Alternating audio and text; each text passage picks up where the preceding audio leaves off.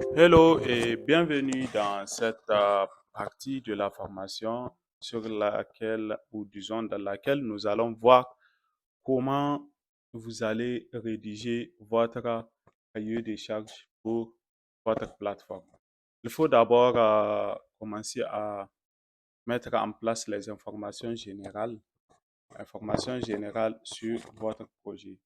Je vais prendre l'exemple de la plateforme Otix. D'accord? Donc, vous allez mettre le nom de l'entreprise et la première version de votre application. D'accord? Deuxièmement, il faut présenter le contexte de la plateforme. OK? Le contexte, c'est quoi? Quel est l'objectif de la plateforme et quel est le public cible? Pour notre part, c'est une plateforme de vote en ligne, donc de concours et d'événements. Et l'objectif, c'est de permettre la création de concours où chaque vote sera monétisé. D'accord? Et le public cible, c'est des organisateurs de concours, les artistes, les écoles, les influenceurs, bref, toute personne qui veut créer un concours peut utiliser la plateforme. Alors, il faut par la suite mettre en place les fonctionnalités principales. D'accord? Vous pouvez songer à la première chose, la création des comptes. Est-ce que votre plateforme va permettre aux utilisateurs de créer un compte? Si oui, naturellement, il faut un tableau de bord utilisateur. Si votre plateforme aura un tableau de bord administrateur, le tableau de bord administrateur, c'est là où vous allez gérer toutes les opérations qui se sont déroulées ou qui se passent sur le tableau de bord utilisateur. En résumé, c'est là-bas que vous allez prendre le contrôle de votre plateforme. Il y a aussi les solutions de paiement qu'il faut prendre en compte, d'accord? Il y a le système de sécurité. Est-ce que faut pas mettre en place une plateforme où chaque utilisateur aura accès aux données de tous les utilisateurs, d'accord? Donc, c'est des politiques de sécurité qu'il faut songer à mettre en place. Il y a les notifications. Par exemple, si vous utilisez Votix, vous allez voir que lors de l'inscription, vous aurez un mail qui va vous dire que vous vous êtes inscrit. Et lorsque quelqu'un vote votre candidature, vous aurez un, un message de notification. Ici, on avait recensé toutes les fonctionnalités principales. D'accord? Et maintenant, il faut voir l'arborescence des pages. Comment vous voulez présenter les pages? Est-ce que c'est une page d'accueil, une page d'inscription? Naturellement, c'est ce qu'il faut faire parce que si vous regardez pratiquement toutes les plateformes, ils ont une page d'accueil. C'est ce qu'on appelle la landing page. D'accord? Il y a l'interface de connexion, l'inscription et connexion. Le tableau de bord, c'est là où l'utilisateur va retrouver toutes les fonctionnalités. Ici, pour notre exemple, c'est une page de concours, page de résultats et un espace administrateur. D'accord? Il faut également prendre en compte le design, d'accord? La charte graphique.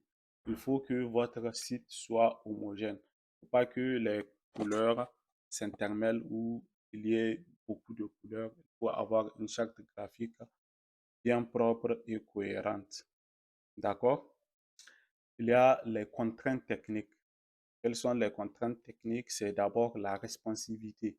On appelle la responsivité juste la capacité à l'application à s'adapter, quel que soit l'outil utilisé. Ça peut être un Android, ça peut être un mobile, ou disons un ordinateur. Ok. Il faut prendre en compte également en fonction de votre public cible. Est-ce que votre plateforme va utiliser un seul, voilà, une seule langue ou la possibilité de multilangue? Il y a ce qu'on appelle les API, donc c'est des interfaces de programmation qui vont permettre de connecter votre application à d'autres applications telles que les agrégateurs de paiement. OK? Ça également, c'est une chose à prendre en compte. Il y a enfin l'hébergement. L'hébergement, c'est là où vous allez stocker votre site et les données des utilisateurs. Vous allez devoir prendre encore les mesures de confidentialité. Donc, comment vous allez utiliser les données des personnes qui s'inscrivent sur votre plateforme. Il faut les protéger, d'accord? Donc, toutes ces choses sont des choses à prendre en compte lorsque vous rédigez votre cahier de charge. Je vais vous laisser un document en PDF, disons en Word modifiable, pour que vous puissiez remplir cela. Mais ne vous inquiétez pas, grâce à l'intelligence artificielle, maintenant, vous pouvez tout automatiser.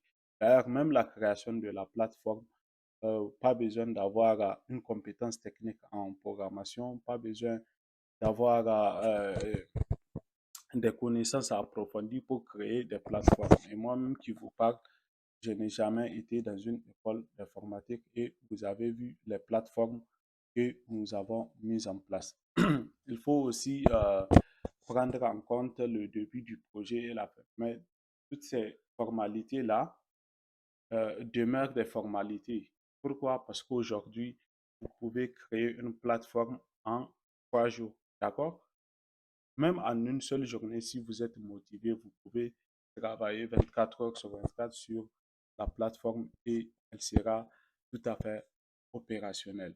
Donc, en récapitulatif, nous avons dit que pour lancer votre projet, il vous faut un cahier de charge.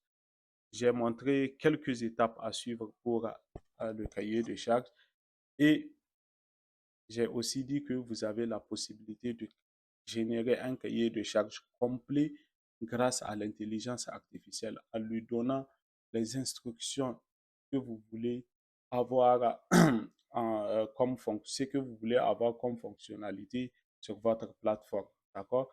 Et l'IA va comprendre qu'il s'agit d'une plateforme et toutes les pages nécessaires vont être générées. OK? Sur ce, je vous dis à tout de suite.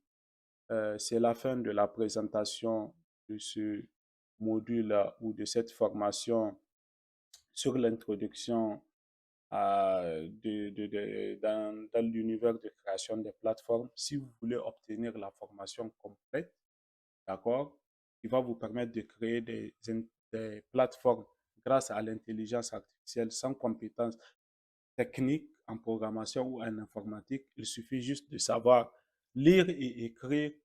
La formation est disponible. Vous pouvez la retrouver sur notre boutique. Donc, je vous dis à tout de suite.